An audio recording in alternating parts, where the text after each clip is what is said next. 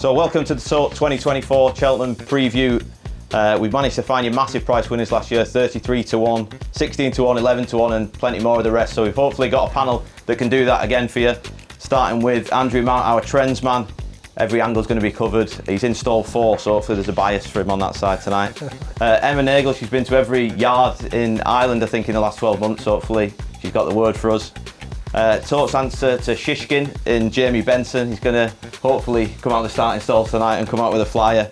And of course, Mr. Dublin Racing Festival himself, Danny Mullins. So hopefully they've got plenty of winners up the sleeves.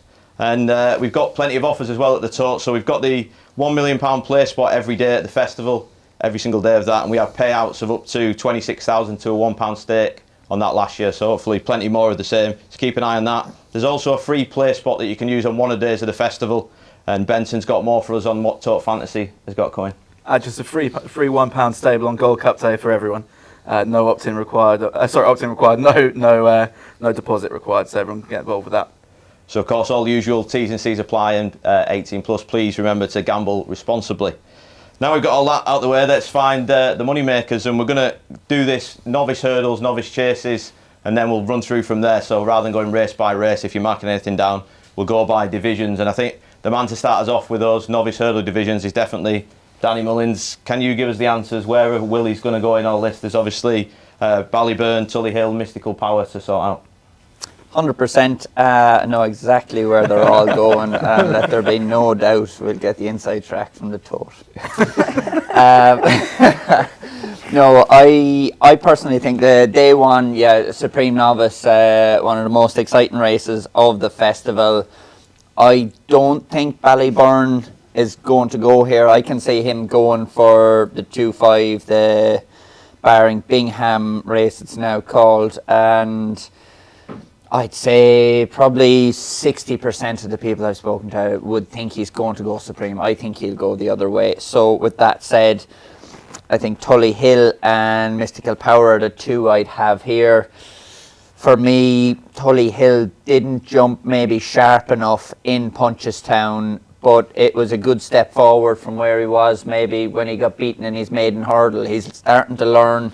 It's going to be another test for him, and with that said, I think you have to go Mystical Power. He was very good in Punchestown, maybe a little bit sticky at 1 or 2 down the back, but the way he quickened down to the last there and jumped that, I think he's a proper Supreme Novice horse. How would you pick up that, Benson? Now we know where they're all going. Yeah, well, it's always helpful when the one you fancy is a Mullins horse and isn't mentioned by the Mullins on the panel. Which is one of the bit of a price I quite like was a horse called Mr. Giff, who's only run once in Ireland, was seen winning a bit of an egg and spoon race at Limerick, but geez, Kieran Callaghan had a job pulling him up, and he was second in a race in France before he was bought, and the horse that was third that day was also a Maneer and Suede horse, so I guess they had a good handle on what that form was up to, and they bought him, and I was so impressed by him at Limerick. Like I say, you can't really judge what that form was and what it means, and also heavy ground at Limerick can produce weird results, but geez, he looked like a proper machine. It was the maiden hurdle that Stateman won before as well, so exactly. Yeah, it can be an informative trial. There you go, so he's just about as good as Stateman. Job's good. But yeah, Mr. Gift for me is about 25 to 1 for the Supreme. Yeah, I think it makes sense to do it the way Danny was saying, like Tully Hill only entered in the Supreme. You'd imagine Ballyburn, like he stays 2.5. Why not send him there, and he'd have a good chance of winning both novice hurdles, then probably maybe 3 with the Albert Bartlett on top of that as well. But you kind of have to question JP's ones then, like will JP want to split his 2? Because Jericho Durapany is only in the Supreme as far as I know, and his form was boosted as well at the weekend with lump sum winning quite handily in a grade 2 at Kempton Saturday, I think it was. So I think Mystical Power is probably the one I would be backing out of Willie's if Tully Hill and Mystical Power did go, but I wouldn't be totally convinced he did go. Like Willie did send his Moscow Flyer winner to the Barry Bingham last year as well with Imperi Pass, naturally enough. I do like a bigger price Mullins one as well myself. Danny didn't mention him either, but that's probably no harm. Asian Master, I think, is probably a good one to keep an eye on.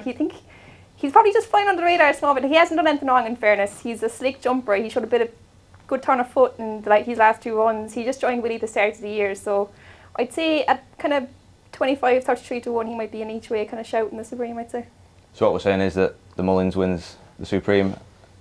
But it won't be the one ridden by Danny. Because doesn't is it Thomas Costello Costello, will ride in. Right, Age Master. He's as tall a guy as you'll see, but he's been very good in what he's done on Asian Master so far. But I suppose Navan was very heavy the second day. Maybe it's his Thurles form that might catch the eye a little bit more. The second horse of Willie's came out and won again since that. The Jimmy Desai, I think, might win second, so the form matches up quite well there too. And Andrew, how did the trend shape up for this, the opener, and obviously the Barring Bingham, as it's known now as well? Yeah, you're looking for last time out winners really. I think in the Supreme, the last 10 years, 60 horses were beaten in that prep race and only one of those won. That was LeBake, who refused and continued tailed off before causing a 25-1 upset in this in 2017. That said, I mean, it's a race for the Irish as well. I mean, they have been quite generous in recent years. They've allowed a few big price British trained horses to finish in the frame. So if you're looking at your exotics, your Tote exactas and your trifectas, there's a couple that stick out. Teller the name for Ben Pauling. I saw him just as he was pulling the horse out at Cheltenham earlier this season because of the bad ground. He was absolutely gutted. He was waxing lyrical about how much he likes his horse. Pulled it out for its last intended run as well, again because of deep ground. So if we get good to soft or softer, he's 3 from 3 under those conditions, including his point win, so he could go well. And I'm going to do something strange, sort of give a big up to an Alan King trained hurdler. He's won from 133 with his Cheltenham Festival hurdlers in the last 15 years. But Favour and Fortune was third best of the British trained horses in the bumper last year, and needs a big field and a strong pace, tends to jump poorly out of heavy ground, tends to race keenly in small fields, is going to get a big field and strong pace for the first time over hurdles. That's going to bring about improvement. So Favour and Fortune, probably going to be sort of 33-1 plus. Could be one for your exotic bets. Lovely stuff. So we've got the winner of the Supreme and an exotic there. So barring Bingham, Danny, Ballyburn's going to go there. Will he win that? I think he will. I think that he will go for that race because it's going to be an easier race for him to win. And, historically, Willie goes for the races with the horses that they're most likely to win. And I think, were he to go for the Barring Bingham, I think he deserves to be near on even money odds on. I think against those, he's going to confirm form with Slade Steel. And you'd think Il Atlantique is a decent horse. I'm not sure if he's in the Albert Bartlett. I would have loved to see him step up a bit more in trip, but I don't think he's in it. And reading Tommy wrong, the form was matched quite well with them in Naas the last day. So Ballyburn is all over this for me, and I hope he goes there. Anybody disagreeing there? No, Emma? No, I think Henry DeVan would probably be hoping he doesn't go, because I say Slade Steel, if Ballyburn doesn't show up, would be a real good shout in this, I'd say. But Ballyburn has the form when he's beaten him in bumpers, he's beaten him over hurdles, so hard to see him reversing that. So I'd say Henry will be hoping Ballyburn goes to the Supreme, and if he does, I would fancy Slade Steel. He looks a classy horse as well, but maybe just not the same level as Ballyburn. I think Ruby Walsh said after the Dublin Racing Festival as well that the Ballyburn race, we'd seen the winner of the Supreme and the winner of the Barring Bingham in the same race, but they might end up in the same one. Yeah, although Henry seems pretty keen on the fact that he would just go wherever Ballyburn didn't. So you might still see Slade Steel in the Supreme. How's he going to know? Well, I mean, he's so right. If Willie doesn't know, then how's he meant to know? I think another one in the Barring Bingham I'd like to mention would be Predator's Gold. Was second to Dancing City at the Dublin Festival. Probably ran a bit keen that day, and I could see this race being run at a little bit stronger of a gallop. He was second to Caldwell Potter, I think it was the run before, at 2 miles on heavy ground. The form reads decent enough. I think as an each way play in the race, he could be one to chase home Ballyburn. Excellent stuff. Yeah, and another one I might just give a shout out to is Andrew mentioned one of Ben Pauling's, and I think Ben Pauling probably has the best group of novice hurdlers. Well, or maybe you might say Nichols and Henderson, but I think of the lot, I prefer all of Ben Pauling's, I think. And if whatever he sends here would be interesting, having won this race in the past. And for me, Handstands looks likely to be that one who beat Django Bay, whose form sort of ties in with all of the top Grade 1 novice hurdlers in the UK, and I just think he could run a big race. Handstands. I mean, like the Jukebox Man, but he looks more likely to step up and trip, having stayed all the way. in the Cello. And yeah, I just think wherever Ben Pauling's novice hurdlers turn up, they'll run big races at big prices. Silence. Hey, Grant, you should have heard the room when I tipped outside the Bolo 33s. Yeah, true. I knew that's the first mention. There's going to be several more of that. Yeah. Keep it coming. Albert Bartlett, then we'll move on to the potato race, so get them ready. Danny, Dancing City, you obviously won on at the Dublin Racing Festival. He's the, joint favourite with High Class Hero going into this. Yeah, I think on the Dublin Racing Festival form, he has a great chance in this. Like prior to that, you would say he's way off, and that's probably why he started 20-1 at the Dublin Festival, and he looks to be improving again at home. I give him a big chance in it, but it's a race, Andrew will probably tell you more about the trends. The favourites don't tend to have a great record in it. Yeah, that's right. Since it got Grade 1 status 16 years ago, you could back every single runner in the race, all 287, make a profit at SP. We've had like 50-1 win, a couple of 33s in the last 10 years. It looks like a complete lottery when you just look at the results. That's it, and kind of, I'd love to ride Dancing City in it and give him a great chance, but from a betting perspective, the Joe Donnelly horse of Henderson's, Shannon Bob, he's just a horse that's a little bit raw. He won in Plumpton and quickened well from the last home, and then backed that up and improved similar to Dancing City to win nicely in Cheltenham the last. I thought he's a horse that was still a little bit green and can give a lot more. As maybe that's the profile for the race. Yeah, it's interesting to talk about the profile because horses who were ridden patiently in their prep race have done really well as well. Because you tend to get a big field in the Albert Bartlett, they tend to go quick. Last year there were 2 horses who fitted the bill. They included the winner 18-1 and the 150-1 second. I think the exacta paid about 2,600 quid to a pound. When the Placepot, like you said, on this day paid £26,000. The first 3 were 18-1, 150-1 and 28-1. So to kind of think outside the box really. A lot of horses improved for going 3 miles for the first time, and those who've been sort of winning good races over sort of 2.5 often struggle. Emma, have you got anything that's outside the box at that kind of price? I'd like beating Tommy Wrong if he went there, but I suppose at a bigger price, I think Search for Glory was very impressive when he won in Clonmel there a couple of weeks ago for Gordon. Might be just getting a little bit forgotten about. He's kind of the horse you might like coming into this race. He's a real kind of lazy horse. He'll settle it. He'll settle. I was odds on to do that first. But he'll settle well and he'll stay. So I'd say he's had some good kind of place form and graded races as well before. And Crow Park is one I wouldn't ride off for Gordon either. He's got a few nice Gigginstown horses in there. He kind of disappointed last time in that Il Atlantique ridden Tommy Wrong race, but I'd say 3 miles is probably just his game and kind of the one that would suit the Albert Bartlett, I'd say. Lovely. I've just sort of the difference in balance there. Danny just nearly dropped his phone and caught it, and yours has gone over the fence. So reactions of a mongoose there beside me.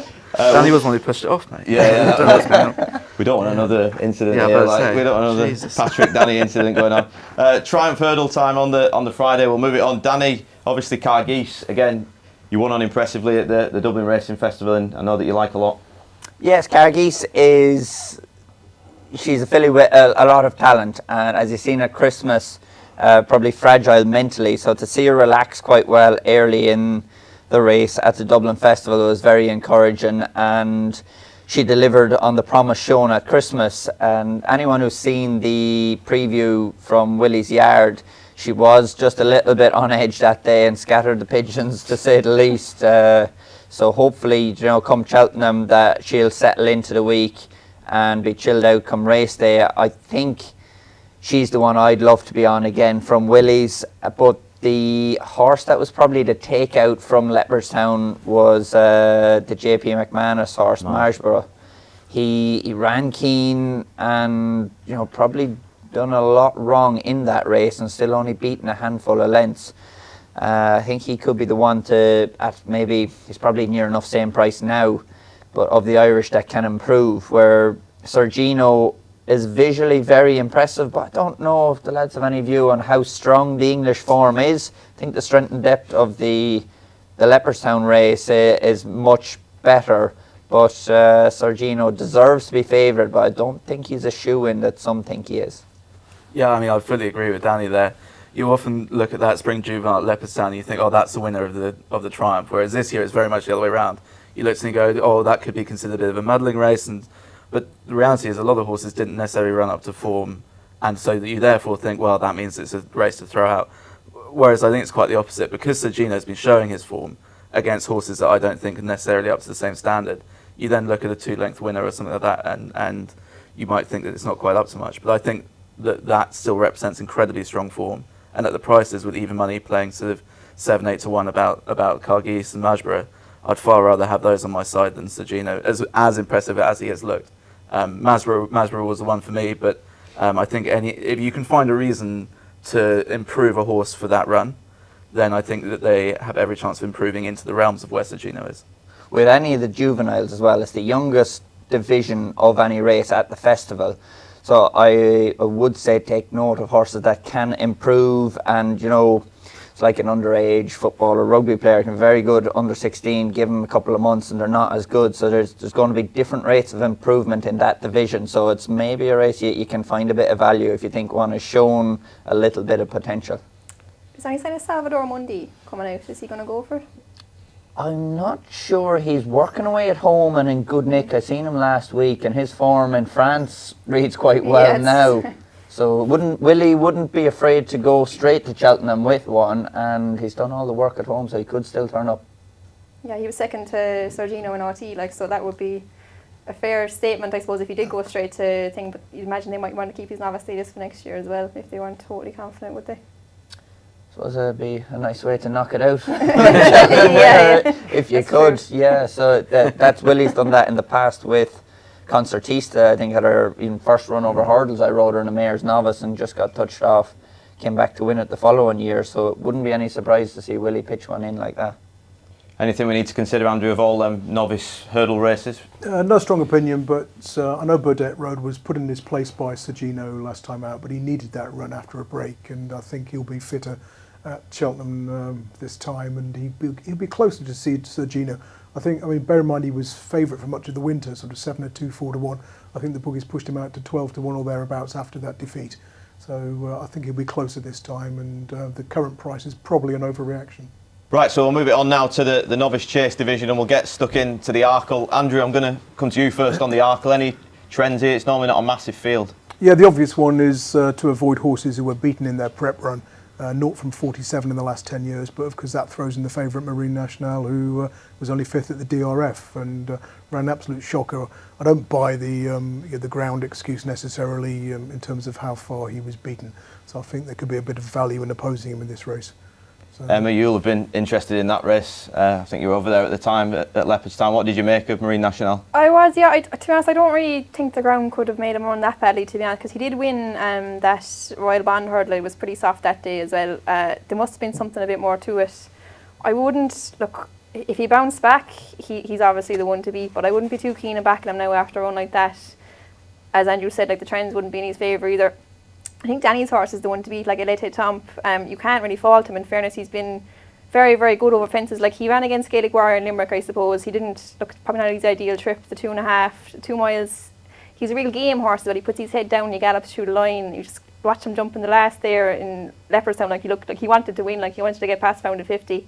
Facile Vega is kind of turning into a bit of my cliff horse now. Maybe I might fancy him more for the turners, but if he got back to his best, he probably wouldn't be too far away in the Arkle either. But I think, yeah, Elite Tomp is the one they all have to beat now. Dan, I'll let you pick up there. Yeah, I suppose Elite Tomp, he's only Elite Tomp. Didn't know you spoke French. Yeah, well, I've been mentioning his name quite a bit. It's probably the first time in about 4 years since I've ridden him in his first juvenile hurdle, or that I started to get it right. The green machine, isn't it? The green machine, yeah. I mixed that one up in the documentary as well. Yeah, he's only starting to get the recognition he deserves probably now after going and winning such a competitive Arkle in Ireland. And as Emma's touched on, the Limerick run was good out of heavy ground down there, which he actually handles heavy ground, but over fences is actually quite a small horse, so it just it would hinder him there. So to see him back in Leopardstown, a little bit better ground, without being good ground, I thought he showed his true colours. And come Cheltenham, Hopefully it'll be a little bit better again with the rain forecast, and that it's probably going to be soft, but that's not going to hinder him. He looks the most solid of the ones that are there at the moment. Marine National, I think maybe he got found out the last day. He had a wind job before he ran this year, and I wonder why he had that. Is that more of the reason why he got beat?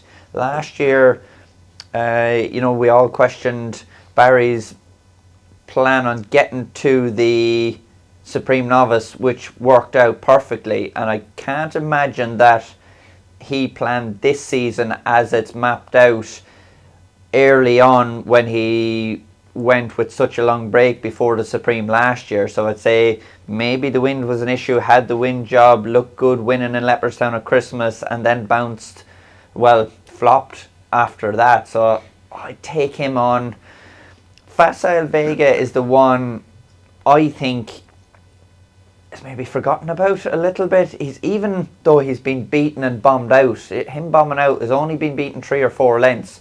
So now to see him shortening up for the 2.5 mile novice chase might not be good news for me. Paul Townend might be robbing little Tom, but yeah, I think Ilita Tom is the one you have to keep coming back to, but he's not a standout in the race. He's tough and reliable to turn up, but I don't think he's a standout. I hope he can win it. He's been a good horse for me, but this will be a tricky betting race.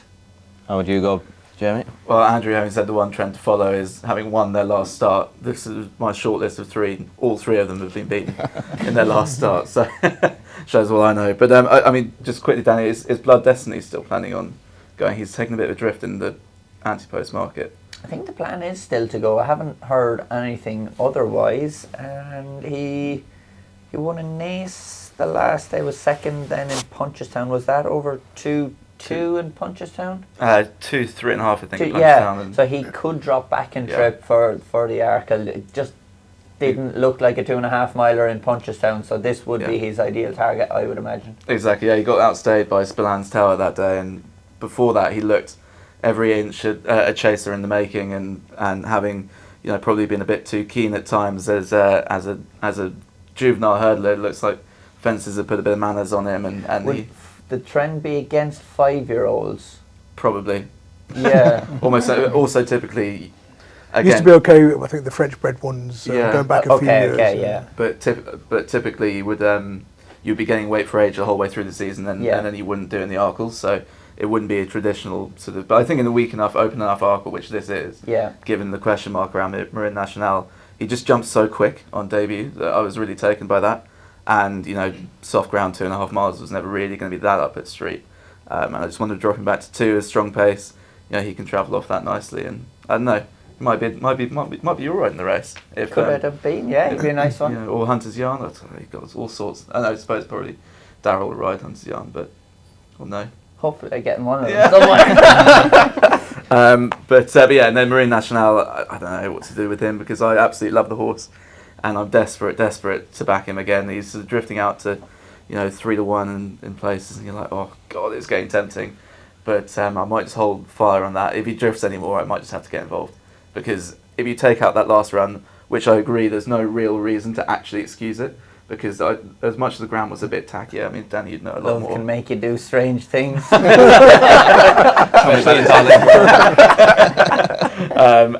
I think I'm probably going to end up backing him. But don't do it. I will. I'll do anything for him. Yeah. We should mention a couple of the British trained runners because there are some in the race, despite what we've been talking about so far.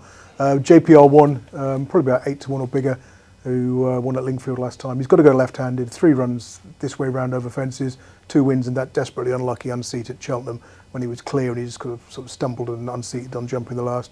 And Colonel Harry is a funny one. I think he's about 50-1 at the moment. He's got to go left-handed. He got beaten at Sandown last time, right-handed. He's been beaten 4 times in his career previously. Every single time he bounced back to win it the next time of asking. So immediately following a defeat, he's unbeaten. So don't be surprised to see him go well for the Jamie Snowden yard. Can't win, got beat last time out. That's what the trend says. Conflicting trends. Yeah. We'll go to the turners. There's a certain person in the top office who thinks Ginny's Destiny is the banker of the week. Can't win. Yeah.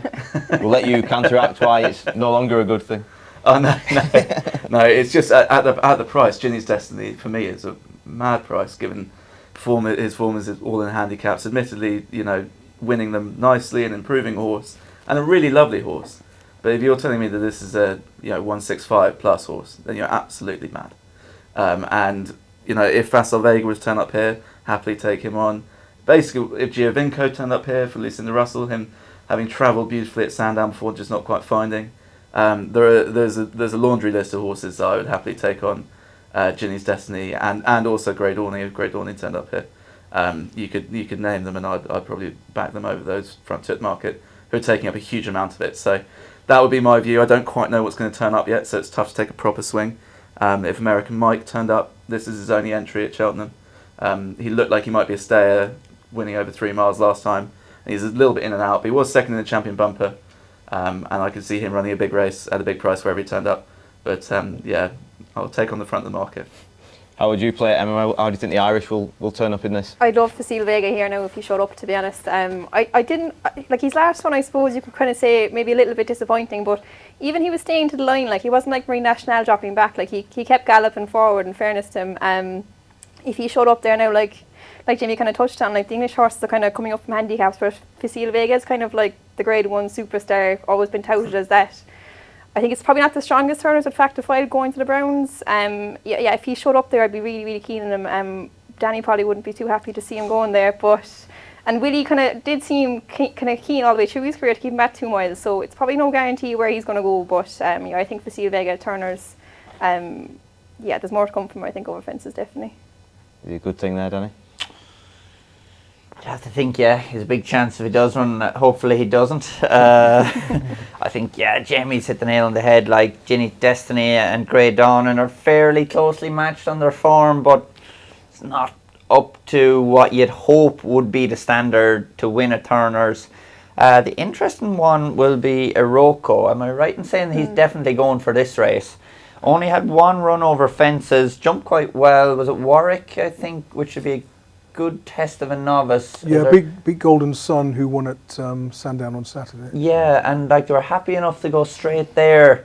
While he was only a handicapper last year, he delivered on the day that mattered for the team. JP McManus, went for a bit of a punt on him in the Martin Pipe last year, and I'd say were he to run in a few more hurdles, he'd achieve a lot higher mark than that. So he could be the one in it. Hopefully, if Festival Vega doesn't go there, but if Festival goes for it, I think he's the one I'd give the best chance of winning. Factor File, they're saying, is definitely going for the 3 mile. Gaelic Warrior bombed out the last day and hates Cheltenham. Ilete Tom for the Arkle. American Mike is his only entry. It's his only entry, and I mean, you think that the 3 miler would suit him better, having seen him the last day, but this is his only entry, so I just can't warm to him. Might miss it and go to Ferry House. He kind of seems to spit out the dummy when it kind of doesn't when go he turns his up, way. he's good, but that's just too unreliable. Yeah. I'm just praying Festival Vega goes for the Arkle, and we'll stick with Iroko here. We'll go to the Brown Advisory, Danny. Can I just go for it, Andrew. in there. We're on the new course for the Turners, so pace is key. Because like last year, Stage Star made not long till made 40 to 1 second, was in second place throughout. Nothing got into it from off the pace. That's probably why Ginny's Destiny is so short, because we know he's going to get into a rhythm out in front, jumping well. Probably hard to confidently oppose, certainly in the place spot. But if Grey Dawning runs here, I think he'll beat him.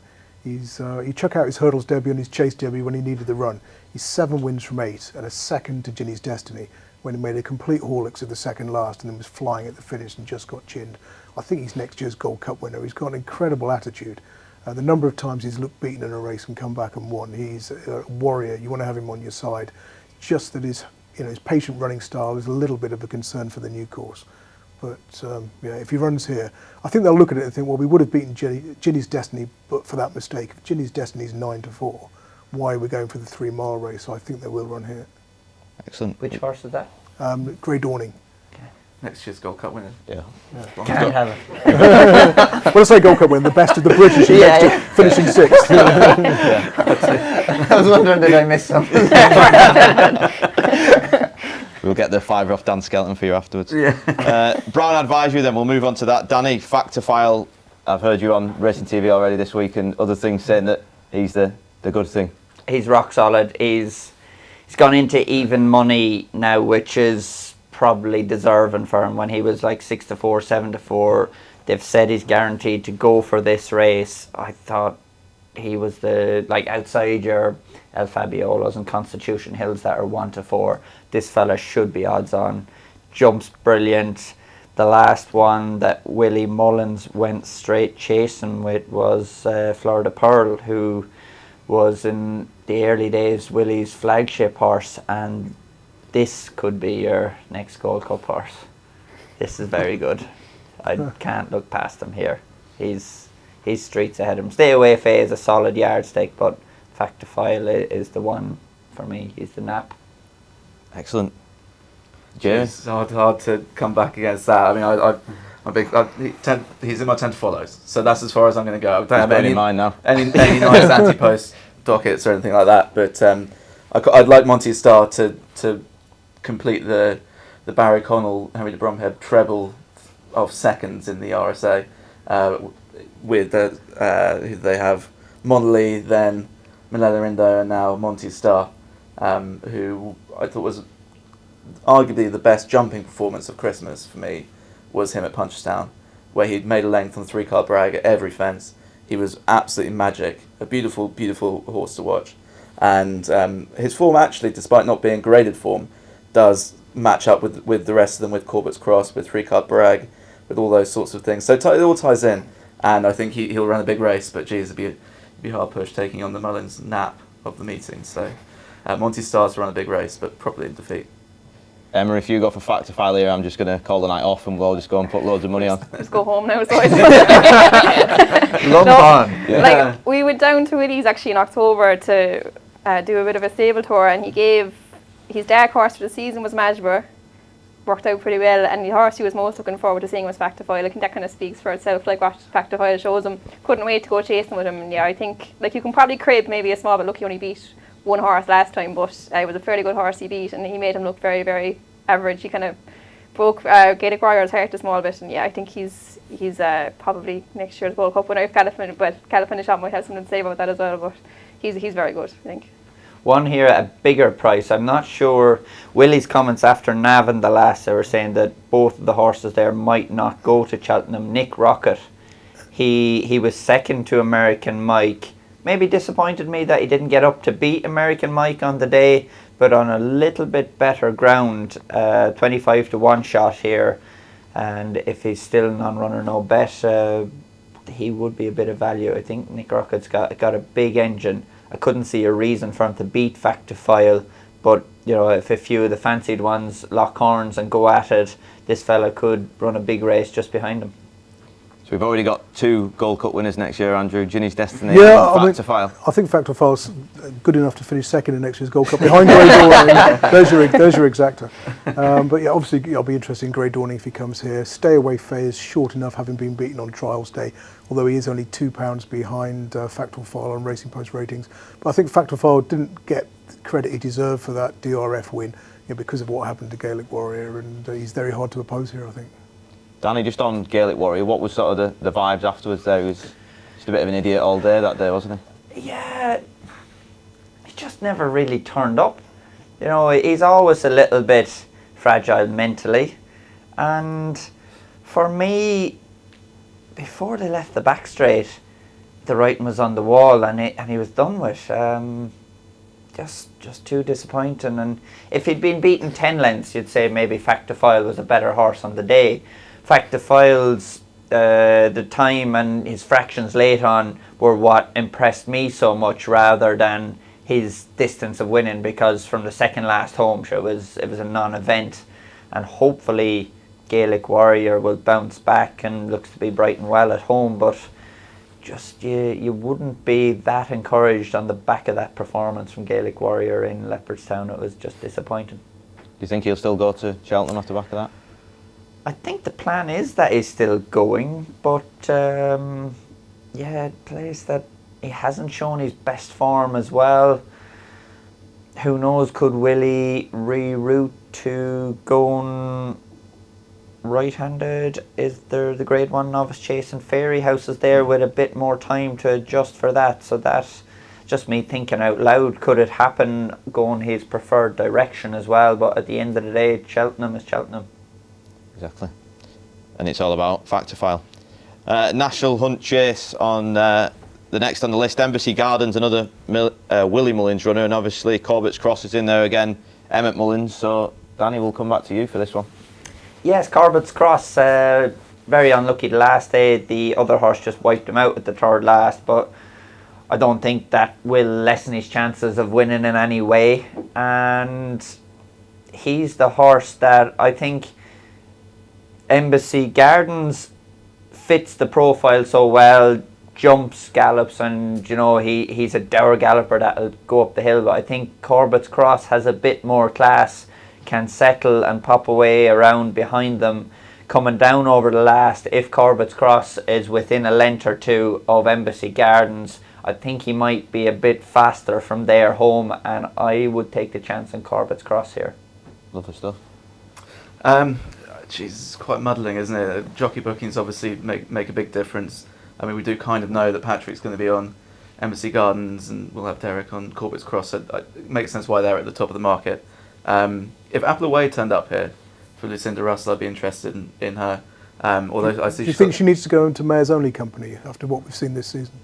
That would be more of a question for you. I wouldn't. The one thing that really caught my eye was that she was rated 137. Which, if you think you can win a National Hunt Chase, running, you would be effectively running £20 wrong with a lot of these horses. So, if she were to turn up in the Kimya or in the National Hunt Chase or in the Ultima, she'd be interesting there. But yeah, I mean, what were your view? Yeah, just after that last defeat, I thought she needed to go into sort of Mayor's company. When she's taken on the mail, she doesn't seem to do so well. So certainly since she's been switched to fences anyway. I know the horse she beat at Leicester won next time out, but that one hated going right-handed at Leicester, and is the Nichols horse. I'm trying to mind your something or other, but that's virtually unbeatable going left-handed. So it was, people were sort of looking at that saying, "Oh, she won by 30 lengths from a subsequent winner," but the runner-up didn't run its race, and she's disappointed since. Yeah. No, you might well be right. But I thought she was just still an interesting novice chaser to keep on side, and if Favre de Champs turned up here. He's been a big drifter, but he was actually talking Florida Pearl. He won the Florida Pearl earlier in the season and looked mighty when doing so. He's been disappointed the last twice, which means he's drifted to a price, and there might be something a bit off there. But if he were to come to Cheltenham, I'd like him at a price wherever he turned up. I'd be like Corbett's Cross here, to be honest. Probably the right race for him, I suppose, just because his jumping is a little bit slow. He'll have time to kind of adjust it in the longer distance. But maybe at a bigger price, like Salvador Ziggy for Gordon Elliott might be a little bit interesting. He went to the American National, obviously disappointed over there, but he was kind of progressive early on in the season. He was a good second in the Kerry National there early on in the year. Be interesting to see, like, jockey bookings obviously means a lot in this race. Like, having Derek on Corbett's Cross is a big plus, and he could be hard to beat, but I think Salvatore Ziggy might be a little bit forgotten about. Just after that disappointment in America, I suppose. It wasn't the ideal prep, but he's not a bad horse either, I don't think. Would he have Rob James on, probably? Could have, yeah. Gordon has a few amateurs in and around the area, so. Would Florin Porter be a forgotten horse in here as well? I think the Florin Porter, the Leopardstown run behind Grange Clare West and Corbett's Cross, I think that reads well enough. It's a test of jumping around Cheltenham, but he's quite a small horse, and they're not quite as big a fence as Leopardstown. He loves Cheltenham, going left-handed. I thought he got found out a little bit maybe with his scope in Leopardstown at 3 miles, stepped that up closer to 3.6. And he's got a proper heart, that fella, around Cheltenham. Of the ones at bigger prices, I think he could be value in the race. I think Corbett's Cross will win it, but at an each-way price, I wouldn't discount him ready to go here. Excellent. It's turned into a bit of a JP fest so far. Factor file, the nap in the first half, so join us for more of the same for the second half of the show. Right, we'll get stuck into the championship races now, and we'll start with the Champion Hurdle. Obviously, it doesn't need any experts on the panel here to tell you about Constitution Hill, but Jamie, just in case he does get beat, how massive would that be for the Placepot? So for the Placepot, when you get a short price favourite like that, you almost get even more units on it than you would do even in the place market, because everyone has got it in their perms. And so you could see upwards of 95% of the pool going out in that. If Constitution Hill, if something was to happen to him, if he wasn't right or if he fell, something unfortunate, it would mean that you were looking at an unbelievable Placepot dividend. We've seen £80,000 dividends on big days where favourites get beaten, and with the guaranteed big Placepot pools, we'll see it'd be absolute pandemonium. So it's worth including a second horse maybe in your perm, just in case that does happen. As long as he doesn't fall and bring down State Man. Yeah. But the likes of Irish Point or something like that, if he turned up, he'll be ridden for a place rather than ridden to win. He stays. You could see him doing his best work at the finish, and I mean, he should be running the stairs, frankly. But are they saying they'll run him in the Champion? Yeah, the last time Gordon was interviewed about it, he said Irish Point was more likely to go Champion Hurdle because they just want to go T Hooper in the stairs, which feels mad because for me, Irish Point would be the winner of the stairs. I think the same, yeah. And but anyway, you look for a horse that might be ridden for a place. Even Colonel Mustard, our old boy Colonel Mustard, he'll be hacked around and be ridden for a place. So it's worth including an extra horse in your perm. And then also beyond that, you can have exactas, trifectas, so trying to pick the first two or the first three home. And that's a great way to try and find some value. Even if you do think Constitution Hill and State Man come first and second, you can pick the third home and still pick up a nice dividend. Is that how you'll be playing this, Andrew? Yeah, I mean, I think Constitution Hill wins, State Man finishes second. It's not earth-shattering to say that. The one I like is Echoes in Rain. So I was hoping Danny might say that she's going to go for this race. The last couple of years, she's gone for the mares race over 2.5 miles. Not quite seen out the trip. She can race keenly. Finished 4th and 5th. Probably picked up sort of 5 or 6 grand for her troubles both times. If you finish 3rd in the Champion Hurdle, you get £47,000. You only get 67 for winning the mares. So it's there's not a huge difference in it. And I think, given that she likes to, come late off a strong pace, hopefully. Coming back, to this trip at the Cheltenham Festival for the first time in a few years, we'll see her creep round at the back, hopefully settle and come through for 3rd place. And who knows, if something does happen to the front two, I think she'd go really well here. Yeah, I think I'd agree with that. Her form behind State Man is rock solid, probably not good enough to beat either of the big two on a given day, but the looking through the race of the rest of them, Lossy Mouth's not going to run. Irish Point, is he fast enough for this? I thought it was strange that they're saying they're going for it. Who knows, Gordon is better informed for that decision than any of us, I would say, but interesting.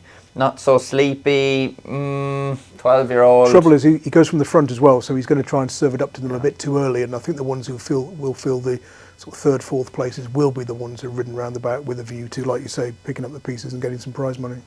That's it, and you're getting down to others who probably look like good handicappers, where Echoes in Rain is a step above a handicapper without being a grade 1 horse, and I think she'd be a solid each way bet in it, because this is not a race for trying to back the winner. Constitution Hill, it's going to take something to stop him.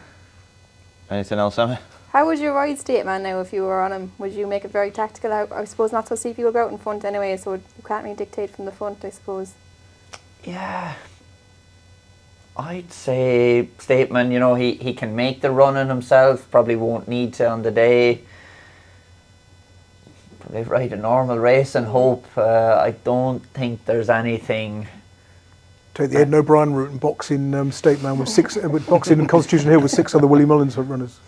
I'd say known Constitution Hill, the way he quickened away from the home bend last year. I was within a length or two of him on Pabon last year, and the way he went down the home straight, the only danger to him was in front of him when he did have a go at the last hurdle.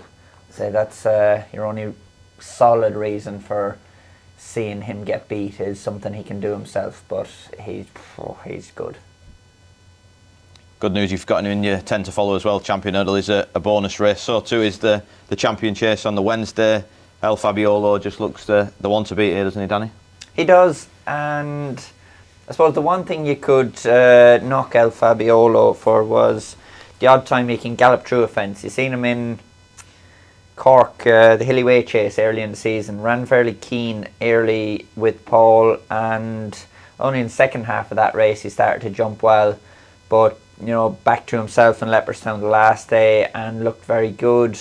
His main danger probably would have been John Bunn, and he just didn't look a happy horse the last day. Whatever about, the mistakes he made were probably the reason he got beat, but why did he make those mistakes is the thing you have to get back to here. Can't see a reason why he's going to turn around the form from what they met in last year's Arkle and El Fabiolo.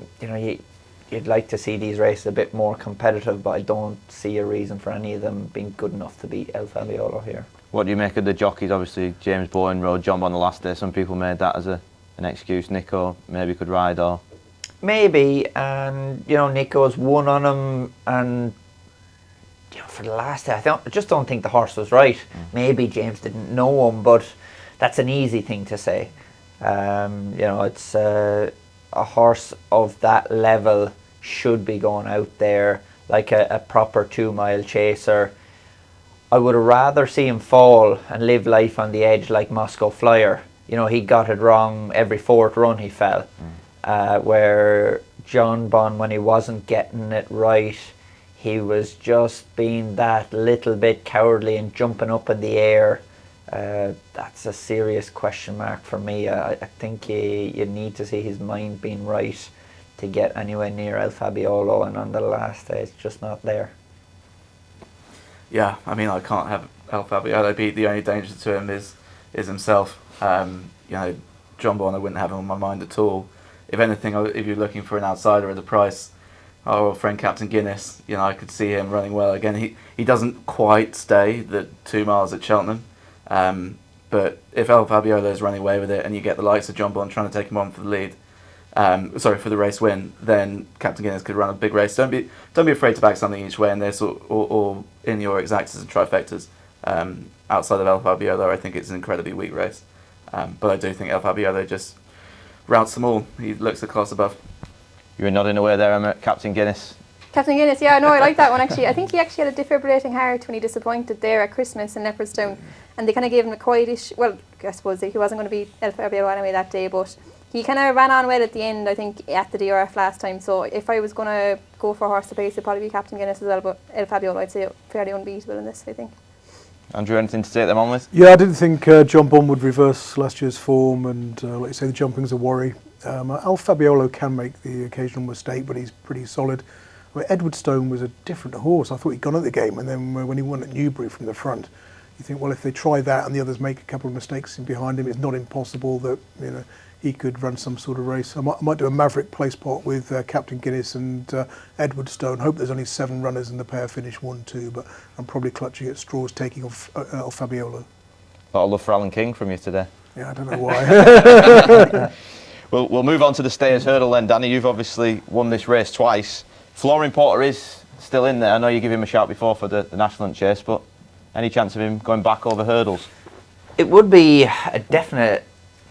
It would give him a definite chance in the race where he'd turn up, but a lot went right last year. Maybe he had an interrupted preparation last year, was where he finished. All went to plan pretty much in the race, and he just wasn't good enough, and maybe getting on in years. I think the National Hunt Chase is the race for him.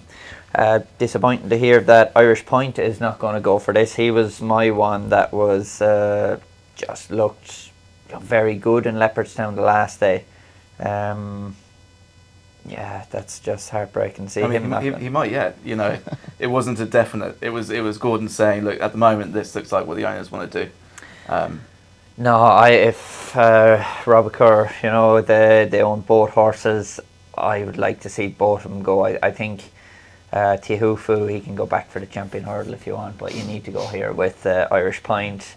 Crambo, good horse for Fergal O'Brien, but got a great ride for me off Johnny Burke to win an Ascot the last day.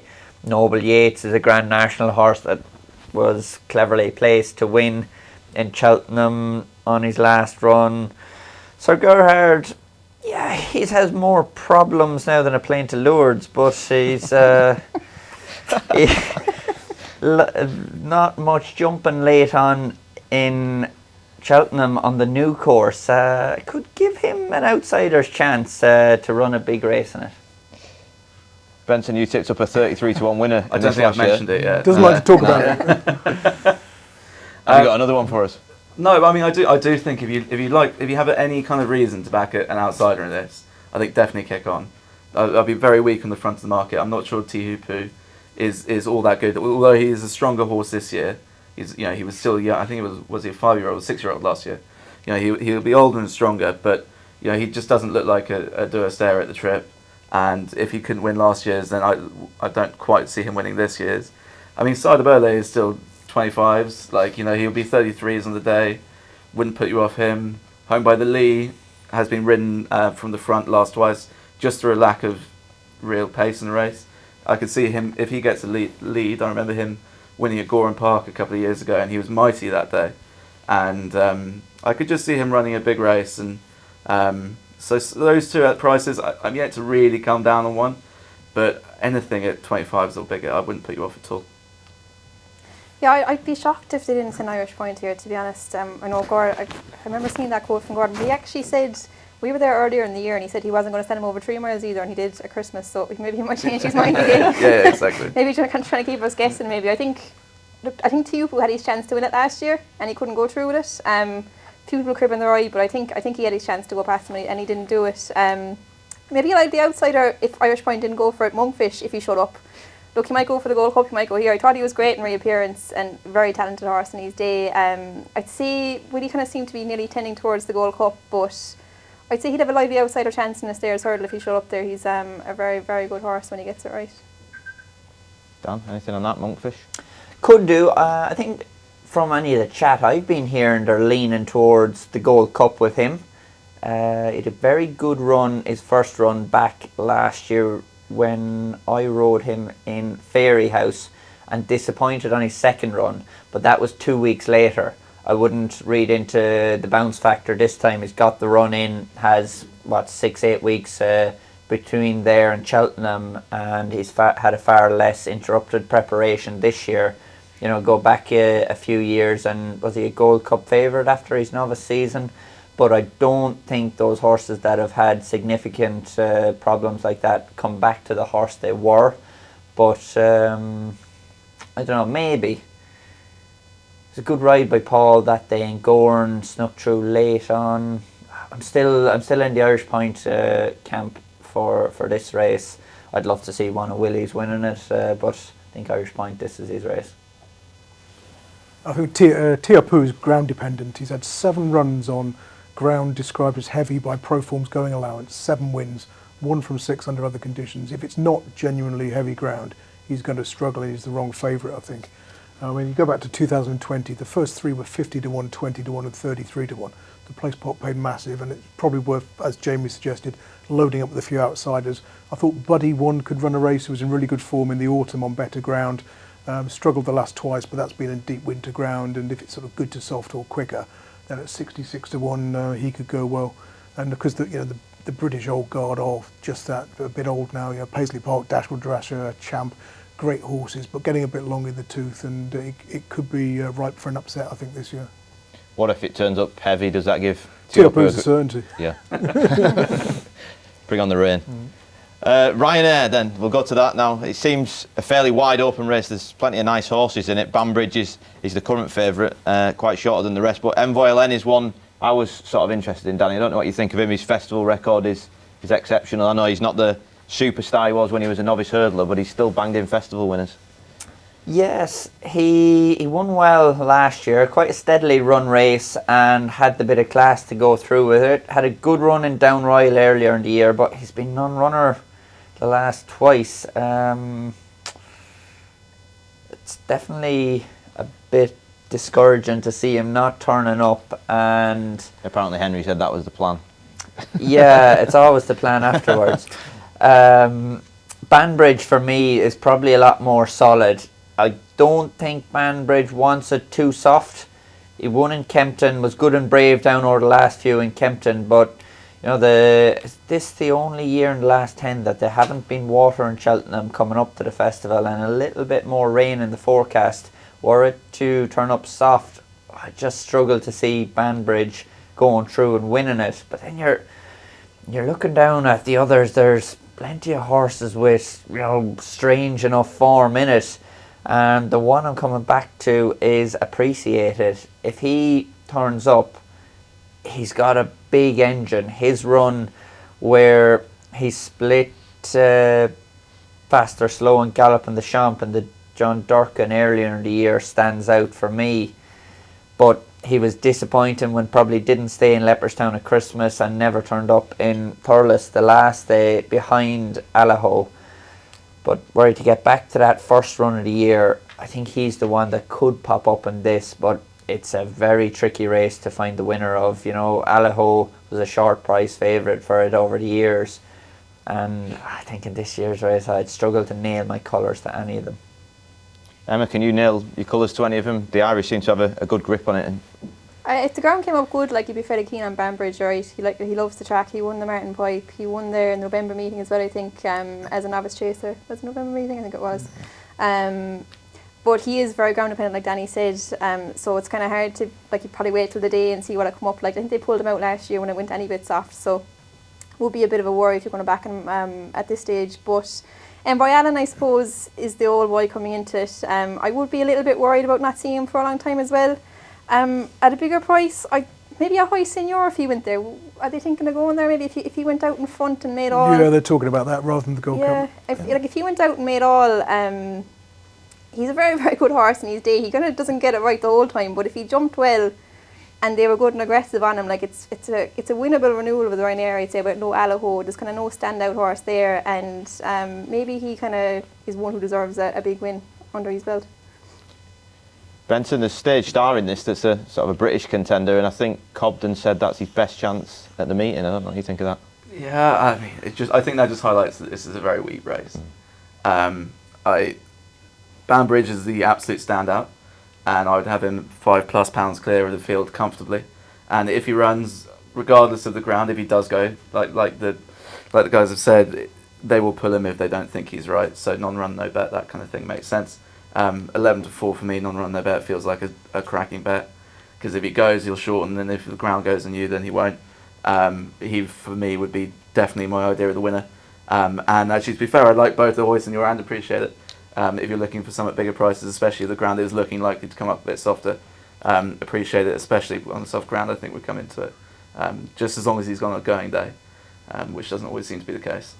Yeah, he can be hit and miss, and on Stage Star, like, he won at the festival last year, but I think Harry Cobden won that race more so than Stage Star. You know, on merit, Banbridge is a very good horse when he gets the good ground, but then if the ground goes against him, that would probably favour a high senior more, and then you're just wondering whether Appreciate It is going to turn up. So for me, hold your money and lump on something else.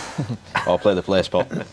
Yeah, well, I mean, Appreciate It would be a classic example of a win-only bet, but probably not a Placepot selection, because if he is on a going day, then he's going to be challenging for the win. But if he's not, then he's probably going to be out the placings. So that's, again, it's all just worth considering in how you bet and what bets you're using. Excellent stuff. We'll move on to the Gold Cup. We've already got the winner of next year's Gold Cup. Let's see if we can find this year's winner. Obviously, last year it was a big, massive Placepot payout on this day, so even though Galloping des Champs won and was well fancied, it still can be worth going outsiders on the other races if you do fancy some favourites as well. But Danny, Galloping des Champs has been fairly good this year and has definitely done better than Brave Man's Game this season anyway, who chased him home in last year's Gold Cup. Definitely, and everybody was giving out about Galloping des Champs, saying he's gone when he got beat in Punchestown. I think Punchestown was a very clever bit of placing from Martin Brazel. The other two were probably flat from Cheltenham. Faster Slow was the improving horse, he got in there. And again, in the John Durkin earlier in the year, Martin Brazel had Faster Slow around Punchestown a few weeks before it for a racecourse gallop, and he was the one going in there ready for it. JJ was good in him that day in Punchestown, and he got up to beat Galloping again. But once they went back and met on level terms, I think we've seen the real galloping the last twice around Leopardstown, and for me, I don't think any of these are in his league when he brings his A game. The one thing you can have against Galloping the Champ is he maybe doesn't jump fast enough, but with the ground most likely being on the slower side, it's going to be a tough slog to the finish again, and you want the best horse for that, and to me it's Galloping the Champ. What do you make of these people who said he's had a tough season and things, and that might play against him compared to some of the others who haven't had as many runs? I don't think that'll be an issue. You know, for a lot of the stay-in races, especially like something like the Grand National, you need to have mileage on the clock to be ready to turn up and perform at that. You know, they've been tougher races for him, but you know he's banked that, and he got beat the first day, but from there on, you know, he was starting to do things easy enough in Leopardstown, and yeah, I don't see it as being an issue. He'll turn up for me and beat these if he brings his A game. I mean, I just would be willing to take a small bit of a chance that he doesn't bring his A game. Just at the prices. You know, the Gold Cup is a hard race to win. You know, you need to stay every inch of it. And it is increasingly a bit more of a staying test than it is a class test. You know, you do get just some doer stayers winning this. And with that in mind, at 66 to 1, I quite like the Real Whacker, who has done not very much this season to give you any indication that he's a Gold Cup horse. But you know, he won the RSA, the 3 mile novice chase last year, beating Jerry Colombe, and Jerry Colombe's 12 to 1 for this. The Real Whacker, on all known form, is a match for him, and he's 66 to 1. Also on the line through Capodanno, who finished level pegging at Leopardstown with Jerry. And then he beat the Real Whacker 2 and a bit lengths in the Cotswold Chase. That was a bit of a sprint. He got outpaced going between second last and last, and then stayed on up the hill to nick second. He's going to love every inch of this trip.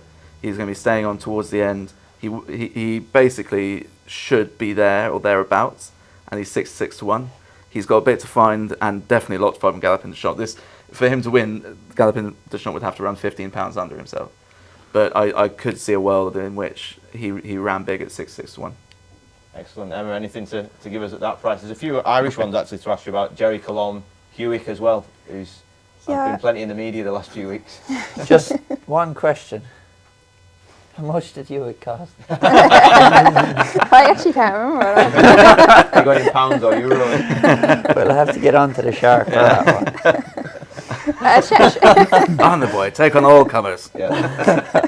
Shaq seems pretty keen in them anyway, but I suppose he would be like. Yeah, I was down there a couple of weeks ago now. Look, he's coming in there fresh. I don't think he's any chance of beating Galloping des Champs, but he could run into a place though. I think if they go hard, like he stays all day, like we saw that in the King George. Probably an Irish one at a big price. I mean, look, I suppose talking about not seeing horses in a while. Gentleman's Game for Mouse. Look, he looked very, very good when he beat Brave Man's Game. He's got very little experience over fences, which might be the worry coming into a Gold Cup, but he's kind of the horse with potential, I suppose. You're kind of saying maybe he could be anything, but he's going to have to be really, really special to get anywhere near Galloping des Champs, because look, I actually love the way he was campaigned. You're kind of talking about him being campaigned hard, but I think that kind of makes him even more likeable. Like if he comes out and wins a Gold Cup after, you know, some really, really great contests all the way through the year. I find it very hard to see him get beat. I'd say fast or slow, naturally enough, is his biggest danger, but at his best, Galloping des Champs is just better than him. Jerry Colombe, I can't see him getting anywhere closer, to be honest. People may be saying he wasn't at his best in Leopardstown that time, but I'm not sure. I think that probably was Jerry Colombe. I'd say he's probably maybe a national horse down the line more so than a Gold Cup horse. Lovely. Andrew Shishkin is a horse I want to ask you about. Emma's just said there about a horse getting a good campaign. Shishkin's been upside down, inside out. Yeah, I'll just toss my coin to see how he's going to run. He's got beaten again. I mean, you'd love to see him run well in it. I can see him sort of finishing fourth maybe. He was beaten in the Ryanair last year when he was even money favourite, finishing second, which is annoying because he beat my trifecta banker Hitman to finish second into third place. But I thought Fast or Slow might reverse the form of Galloping des Champs this time. My theory is that he's best in the spring. You look at his record in sort of March, April, May time. He ran twice in 2022. He was short-headed in the Coral Cup. Went to Punchestown, finished second in a good handicap hurdle. Good handicap. And then next, last year, of course, he's got beaten a neck by Courage Rambler in the Ultima, then gone to Punchestown and won. It's 2-2 between him and I'd say that Galopin improvement in the spring might have been by design. I don't think he just liked the sun on his back. Yeah. Well, I mean, Although although only over a mile further than he had been all season. 5-1 is a little bit disappointing, I admit. I like the case you've made for your big Real price Wacker. one, the Real Wacker, yeah, because again, I don't think they made enough use of his stamina last time out. They didn't go hard enough from the front, perhaps. The other one, L'Empresse, of course, who's been to Cheltenham and done it before, and that run last time out, they weren't expecting a great deal, going right-handed. He hates going. I mean, a couple of years ago, he kept winning right-handed, even though he jumped violently out to his left. Beating, I say, weak opposition. He won a Grade 1 doing that. So that was took some doing. So I think he could go well for Venetia. I'll probably go L'Empresse each way, but I wouldn't be confident. For me, he'd be my each way play in the race as well. I'd say, did the winner get away from them a little bit in Ascot Yeah, as well? Pictory, but you're talking to them afterwards. They were sort of, they were favourite for a Grade 1 contest with only 3 viable runners, and they were really happy they'd finished second. So I think it was a case of, don't knock 7 bells out of him. We want to go to Cheltenham.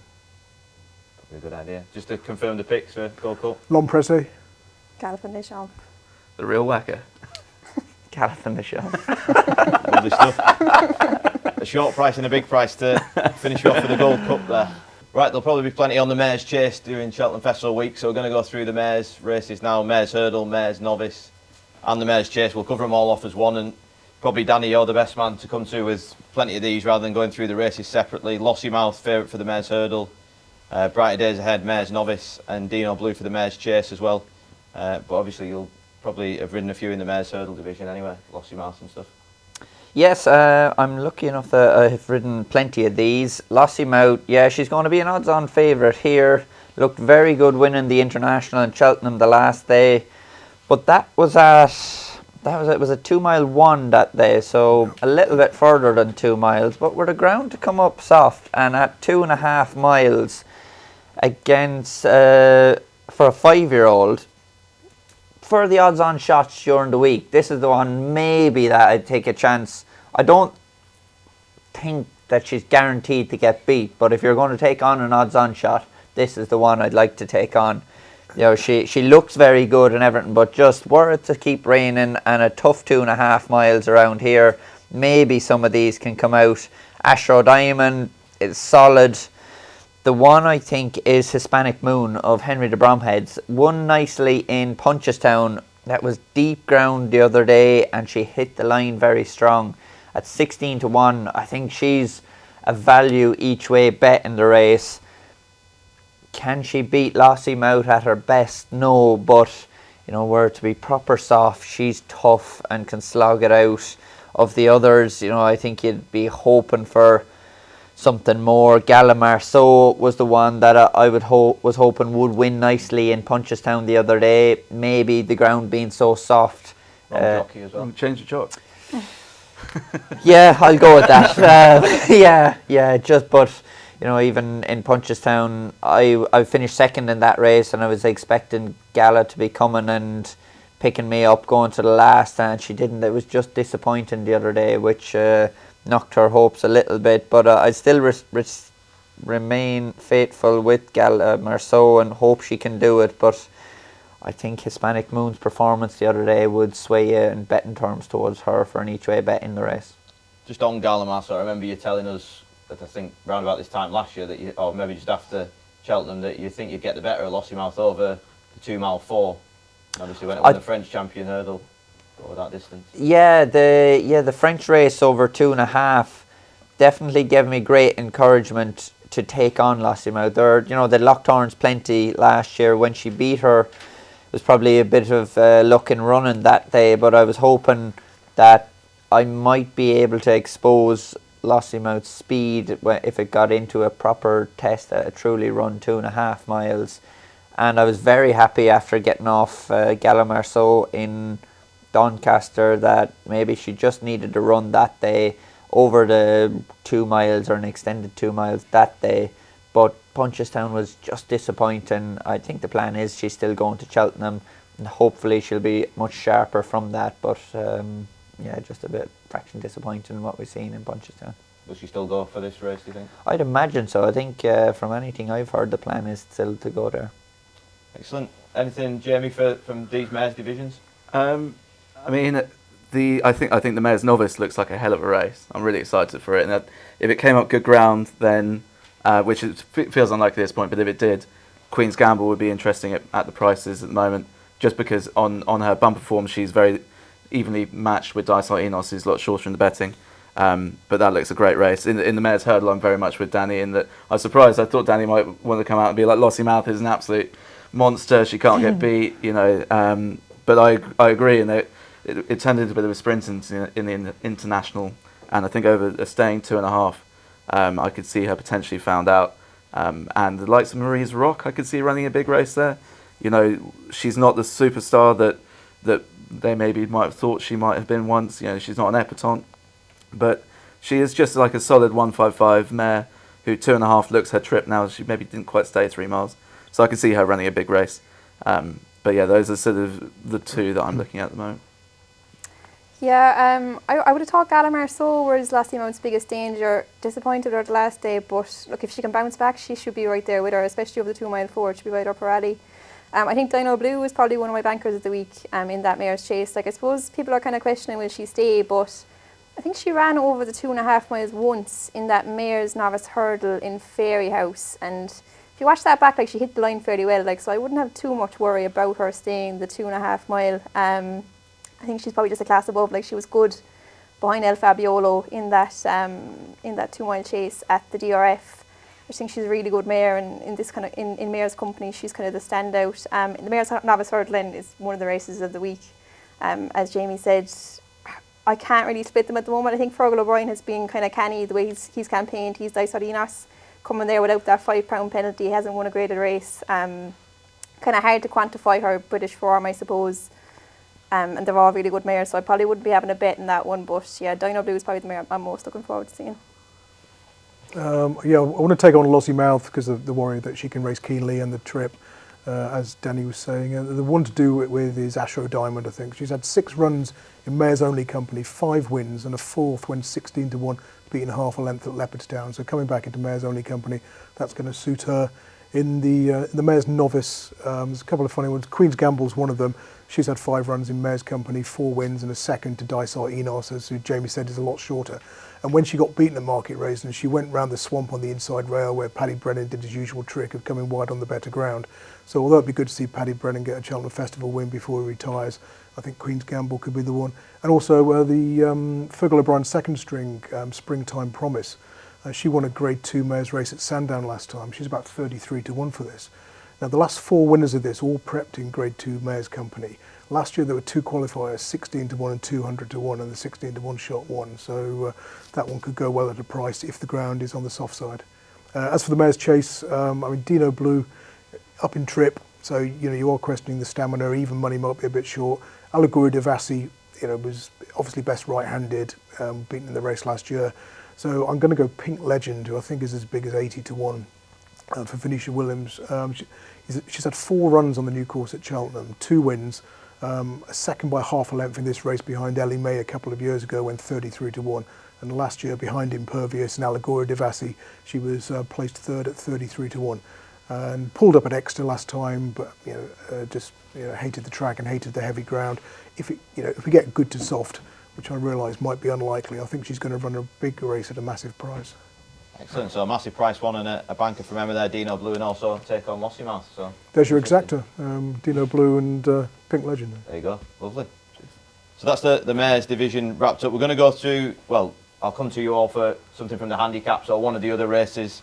I know Andrew is desperate to talk about the cross country, Andrew, so maybe I'll come to you first. Definitely not the cross country. That's when you take a comfort break if you're at the festival. Probably be a Gordon Elliott benefit again. But there's a few interesting stats with some of the handicaps. The Fred Winter is regarded as one of the hardest races to find the winner of. It's been part of the festival for 19 years now. 9 of the winners were priced between 25 to 1 and 80 to 1. But the angle has been just to look for horses who were finished 4th or worse in their prep run, often in graded company, having their ability to disguise to get a handicap mark. In the last 12 years, you back every horse who wasn't in the first 3 last time. You made 194 quid to a £1 level stake and found 7 of the winners. This found 80 to 1 shot Jeff Kidder when there were 5 qualifiers. You sort of throw the qualifiers in tote combination exactas, you'd have hit some really big ones over the years, including a 33 to 1 winner and a 12 to 1 second. So consider that for the Fred Winter. And the Ultima is the other way. It goes with the market. You could back every horse who was 11 to 1 or shorter and make a profit. There were seven qualifiers last year. They got the first 5 home. In 2020, there were 5 qualifiers. You got the first 4. And I think in 2018 there were 4 qualifiers. You got the 1, 2, 3. So play those in tote exactas and trifectas. And we've had some overpays on the exacta as well. I think there was a sort of £89 exacta when the computer straight forecast paid 43 quid, and all you were doing was combining the front 3 or 4 in the betting. So that's the angle there. That's why we're paying the big bucks there with all them numbers on the top of your head. You look at the laptop. Emma, anything for the handicaps there for you? I suppose Nicky Henderson had a bit of a press morning there last week, and he said Dodie the Great was his secret weapon, which probably is something to make note of. I think rated 132. I missed a lot of time. I think he might have been injured. I think he missed about 2 years. But yeah, when Nicky Henderson says that about one, I suppose you have to stand up and take note. One I thought was interesting in the county hurdle was Zenta for Willie Mullins, if she showed up there. I suppose kind of an unorthodox route to the county. She started off in a Grade 2 mare's chase down in Cork, and she disappointed there, and they kind of abandoned chasing for now anyway, I suppose, and she ran really well then at the DRF last time. Kind of eye-catching there, running on well. She's gone up to mark about 142 now, I think. If she win for a county, like she was really good juvenile last year. She got her Grade 1 at Aintree towards the end of the season. She was only beaten by Lassie Mountain Gallimar, so that's pretty good form as a juvenile. I think, yeah, stepping into handicap company, she could be kind of one of the classier ones showing up in a county, and Willie has won that race with similar kind of progressive types in the past as well. So that's another great angle with the county hurdle. Just back anything Willie Mullins or Dan Skelton have. I think they've had 8 of the last 9 winners between them. And you go back to 2012, just back all their runners blind, like a profit of £98.50 to a £1 level stake. You've only missed out on the place spot, I think, once in the last 10 years. And that was when you had the 5th, when you needed the 4th. So just put a line through any other trainers. They've brought in the Stop Willie Mullins rule though this year, where they have to give the handicap hurdlers as 4 runs, so which knocks out a few Willies that haven't started off that early. The state man rule. Yeah. State man going off 2 starts and running up a mark of 143. I was a bit sensitive about that with Colonel Mustard in receipt of I think £2 from state man. Jeez, I knew £35 wrong at the weights. Don't worry about it. So go on, Jamie, tell us your picks for the handicaps. Yeah, I also love Zenta. I think she's potentially throwing in off a mark of 142. She looks like a potential Grade 1 mare. And then there are loads I like here. There's the people quite often say you shouldn't really be betting horses before you get the weights out. But if you can take a rough estimate for what you think a horse is going to be put up, and you might get some outliers, but also you avoid all those big shorteners. And with that in mind, I know the way you're thinking in the Ultima is very much on everyone's radars, but he's rated 143. He'll probably get a few pounds from the handicapper, which means he won't go in the Kim Muir because you've got to be 145 or under. And I think he just looks every inch a potential graded horse over staying trips, and he comes here in the market. Oh, for God's sake, Benson. Not broke. Yeah. So I know the way you're thinking. Was 3rd to actually behind Danny at Limerick at Christmas, and just was treated very gently. Same story at Leopardstown, and I think a trip, and he'll be seen to great effect. Am I right? It's a similar one in that race. He was 5th in the Paddy Power at Leopardstown over Christmas. He's going to land a big one, a bit like Ain't That a Shame winning the Thursdays. I just think some of those Henry de Bromhead staying chasers are very well handicapped, and Am I Right is firmly one of them. But most of the 2 biggest fancies would be in the Boodles. A horse of Dennis Hogan's called Bright Legend. He was 88 rated on the flat. He's the son of Zooster. Not really what you'd like to see going hurdling, but loads of stamina on the dam side. He's run the requisite amount of times with form tying in, with bunting, with high wind, with all these good horses. Similar mark to Lark in the Morning, was only beaten 2 lengths by that one, who's favourite. And then last time out was second, given maybe in it potentially not the most optimal ride from the front. Whereas, and then another one which was given a non-optimal ride from the rear that day was Nara for JP, who I think would also go well in this. She's rated a little bit higher off 1, 2, 3. Those two for me would be hugely interesting, but Bright Legend at the prices is currently 33s, and I think that's a massive price. And then probably my other really confident one would be Safira in the Grand Annual. He was entered in a handicap chase somewhere over here, maybe Warwick, not too long ago. Was given his Irish mark of 143. Gordon reckons so it'd be either here or the plate, and Gordon reckons the Grand Annual is the likeliest place for him to go. He's got form, second behind Quilixios earlier in the season. He went off favourite for the Coral Cup, I think, last year off a mark of 137. He's £6 higher over fences. That's more than generous, more than workable, and I think he runs a massive race in the Grand Annual, and he's still comfortably 16s, 20s at the moment. Lovely. The one I like in the handicaps is the Martin Pipe, a horse I've ridden, Lombron.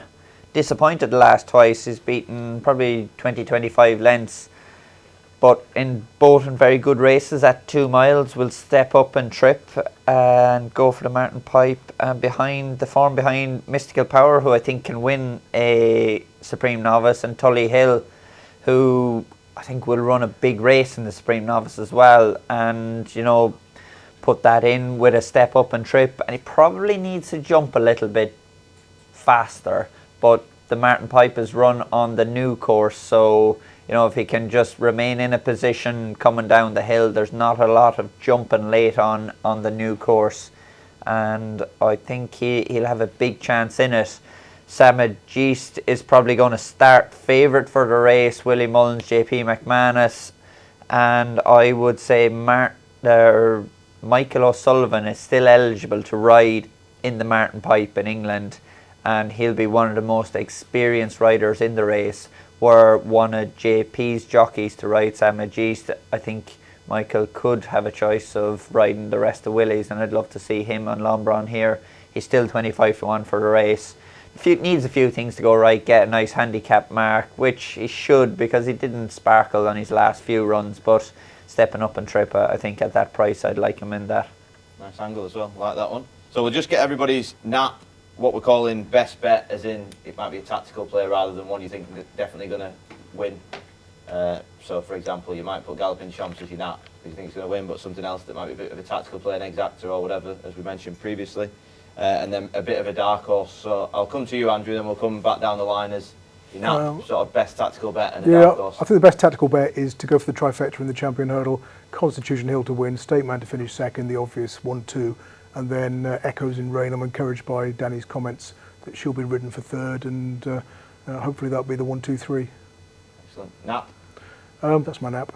As for the dark horse, I think Buddy won in the Stayers Hurdle if it comes up good to soft or quicker. My nap is probably Dino Blue, I think, in the Mare's Chase. I really like her. I just think in Mare's company she's probably the best of the lot. My dark horse, probably maybe one I didn't mention in the handicaps, Gabby's Cross in the Pertemps, I think. It was very eye-catching the last day. It was Punchestown, I think it was. But he won a Galway Blazers there a few years ago, and his hurdle mark is about 15-20 pounds lower than his peak chase mark. He has to be ridden from the back now, which might be a little bit of a disadvantage in a big field handicap in Cheltenham, but I think Darrow Keefe was giving him a good shout there a couple of days ago, and he's around 20-25-1 for a Pertemps. He's run well, second last twice over hurdles. He might have a little bit more to come off that hurdles mark. My best tactical bet then, probably State Man without Constitution Hill. I can't go too wrong there, I'd say. That's probably it. My nap will be Ballyburn wherever he goes, and my best bet will be Bright Legend in the Boodles. Dark horse? Oh, geez, the Real Whacker in the Gold Cup. Yeah. Go on then. Excellent. Dan? Nap would be Factor File in the 3 Mile Novice Chase. I don't think you can get a bet on that now, by the way. The Tote officer swallowed any value that there was there. It'll be his rightful price, 1 to 2, so no. Completely forgot to nap that. And kind of a stupid one that's a bit of a dark horse, but given his price, I'll still give him My Mate Mozzie. I think his run at Christmas behind Found a 50 and Facile Vega, that was a decent run. He's 7-1 favourite for the Grand Annual, I think is his plan, and with that Grade 1 form going in there, I think he'll take a bit of beating in it. And the each way contender is Lombron in the Martin Pipe. Lovely stuff. So if you've joined in just to see the naps and best bets, you've skipped to the right bit, you've got them now. So there you go, that's the best bets for the Cheltenham Festival. We're going to go around the panel as well. We've got some questions in off social media, and then we'll grab some questions from the audience. Danny, I'll start with you so that the most of them are for you. So Mark Whittle's asked, given the rate that 4-year-olds can improve with each run, which of the first 3 home in the Spring Juvenile do you see as the main danger to Sagino? It was some Saturday you had at Leopardstown, by the way, a privilege to be there. My heart says Cargeese, but my head says Marshborough is the one that will improve out of that race. Hopefully I can be on Cargeese. Fingers crossed. Harry Morn has said, what ride outside of Willie Mullins' yard are you looking forward to the most at the Cheltenham Festival? I don't think I have any outside rides. The last outside ride that I got going to Cheltenham was a lucky one, Florin Porter. Wouldn't mind getting a call like that in the 11th hour. Exactly, that'll do. Gavin Reynolds says, which Willie Mullins hot pot are you going to turn over on the second string? All of them. Yeah. I'll try with all of them. I don't mind upsetting one, but I suppose maybe I sound stupid saying it, but the one I'd try and oppose is Lost Him Out. Maybe if the ground is soft and at that trip, who knows, it'd be difficult to do, but we have to pick one. Who do you think you'd do that with? Will you be on Gala Masso still? Or? I remain faithful to Gala and we'll give it a go, yeah. Class. Michael Walker says, will Willie step Facile Vega up in trip, or is he going to stay at 2 miles? We've probably already addressed that, haven't we? And what would you do with the horse if the decision was yours? I'd like to see him go for the Arkle. You know, both of the races in Leopardstown the last twice, the race quickened a lot from the back of the second last. With him, I'd like to take the speed out of the race early, and I still think he's a solid Arkle contender. Ed Pownall says, Dan, will you have more winners at Cheltenham than you did at Dublin Racing Festival or Danny Racing Festival? I'd like to think the answer is yes, but wishful thinking, one can dream, I suppose. Exactly. I'll do the rest of the questions for other panel and then we'll open it up to everybody else. Emma's a couple for you here. What do you think the best chance of a British winner is in a handicap? Oh God. Giovinco, I suppose, in Ultima has a massive chance. I think he's rated around 146, and he's been talked up as kind of a Grade 1 horse. I would be a bit worried about him being maybe a bit of a bridle merchant. Thought he probably should have gone past Dayway Faye that day when they met. He's in the Grade 1 novice chases as well, but if he showed up to an Ultima off 146, like it's a race the British seem to dominate. I think it's 2006 since the Irish had a winner of that, so he'd probably be the one off the top of my head to pick from there. I have to take a note of warning, my British form wouldn't be the strongest. Then somebody called Manoeuvre Music, sounds like they're into the tracks. How are you, Emma? Ray here. Which website was this on? Yeah. Can you ask the panel, so I'll let you ask the question, who they think is Willie's best Bartlett horse? Thanks, with a cowboy hat. Well, Andrew, who is Willie's best Bartlett horse? Best what horse? Bartlett. Bartlett. Oh, crikey. Good question. None of the above. I'd look for one that was beaten last time out but ran well. It's probably going to be suited by the step up and trip. So last time out winners have got a poor record in the Albert Bartlett. Horses who finish second, third, and fourth, make a fortune. So just look for something sort of outpaced over 2.5, stepping up and trip. So nothing springs to mind immediately then. And then there's one for you here, Andrew. Who do you think is the best handicap horse running at Cheltenham this year in a handicap, of course? Possibly Bold Endeavour for. I might have got my bowls mixed up there in the Pertemps final for Nicky Henderson. And is it Bold Endeavour? Yeah, in the red and white colours. Yeah, and I mean, he needs decent ground ideally. He ran over fences. He kept jumping out to his right. He gets away with that over hurdles, and he's got some good form at Cheltenham. Ground was too soft for him last time when he was beaten, but he's one of those ones that's going to come wide round the outside with the rail to his right and be staying on. He ran a stormer in the Coral Cup last year. Now he's over his proper trip at the festival. He's going to be about 25 to 1. And Henderson's got a good record with outsiders in the race. Mill Green's placed in it the last 2 years, but he could go for it again. But yeah, Bold Endeavour, I think on the peak of his form, could be well in the Pertemps. Right then. Anybody got a question? Then I'll shout them out at once. Have you got a nap for the festival that isn't Constitution Hill? Fact to file. Yeah, fact to file. All over. That's it. Boom. Which horse will you take most satisfaction in beating? Constitution Hill. I'd say the English should just give up and go home if they got beaten. Stumptown hasn't been mentioned at all. Has anyone got any thoughts on where he might go or if he's going to run? I think a Kimura, I'd say, is probably the plan, is it? But what trip? Kim Muir is 3 miles, is it? Is it 3, 6?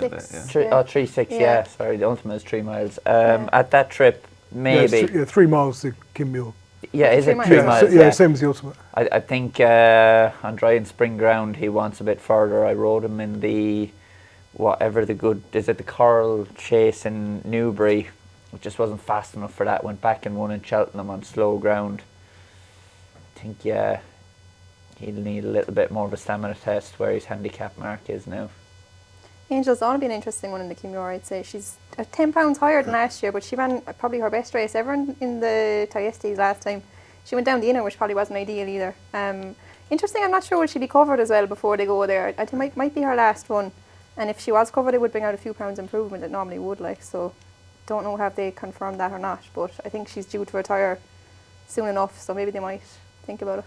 She had a recent race course gallop. I seen some news okay. somewhere, so I'd say they're planning on going there with her. I'll ask all of you this. You can go down the line from Andrew that way. What will the Pressbury Cup score be? About 18.6 to... How many races are there nowadays? 28. 28. They're not 18.6 then, so... Unless they abandon the last few because of heavy ground, so... Yeah, it'll be an Irish massacre again, I expect. I'd say 28. Similar. 28. I'll go back 16, 12. There we go. The 12's the French horses. Do you want one off me now? Don't want one off me. 28-0. Fact to file, it's going to run a really good race. I've had a word from the Mullins yard that he's been going really well on the gallop, so yeah, fact to file. Anybody else? What chance do you give Dice Enos against the Irish novice hurdles? Love to see her win for Fergal O'Brien. He's a great fella, but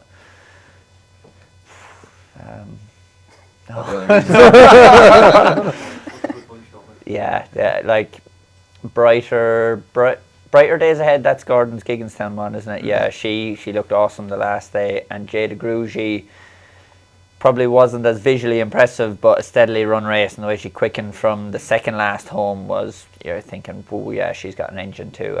Struggle to see anything being good enough to beat the two of those. Yeah, I'd agree. You look at Jade Cruz, she looks more professional than Dice like Enos, and Bright Days Ahead looks to have a higher ceiling than all of them. And you'd think between one of those two, they're going to put it together on the day. I really like her as well. She looks an absolute rocket. She just is unfortunate she's bumped into the hottest mares novice has ever been. I think Brighter Days Ahead actually went into about 8-1 for the mares hurdle because of a misquote from Gordon. I think he quoted her as going for the mares. He meant the mares novice, I presume, and then everyone on Twitter kind of exploded saying she's going for this one. That was one of them. Crazy season. Gordon was pressing the lay button, as you said. Yeah. So thanks for everybody for joining us. I hope you've got plenty of naps and next best there to get stuck into at the festival. Don't forget we've got the 1 million play spots every day and a chance to play for free at Tote.co.uk and Tote.ie, so opt in and get that. T's and C's apply, 18 plus, please gamble responsibly, but make sure you get a few winners. Nice one.